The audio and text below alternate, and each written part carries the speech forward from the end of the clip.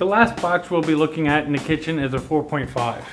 It's a much larger box, but it's treated much the same. Fold in the flaps and tape it up.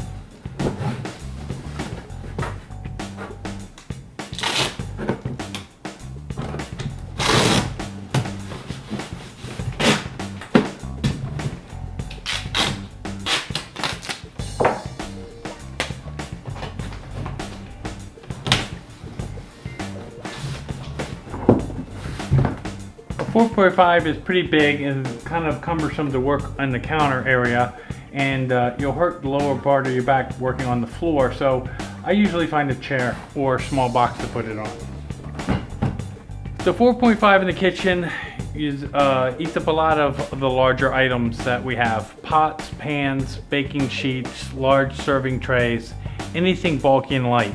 You can put larger, heavier items in a 4.5, like a food processor, a knife block, a blender, but if you do, you want to make sure you pack the rest of it with really light stuff. Tupperware or cereal, something bulky but very light. So you start out much the same way. You put 3 or 4 sheets of paper in the bottom.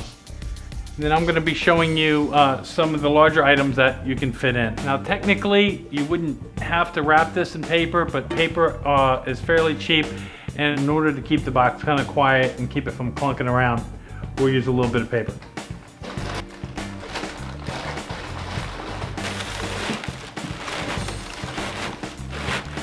I put it up standing upright because that way I can put a lot more into the box. These 4.5 talls are really good for eating up any of this larger items. Normally I would wrap 3 or 4 sheets of paper in this, but as I'm just showing you kind of the possibilities of the 4.5, I'm going to just show you that it fits in here. Pots, pans, all this stuff can go in there. And that's why we actually like using the 4.5 tall, because I still have room on top of this box.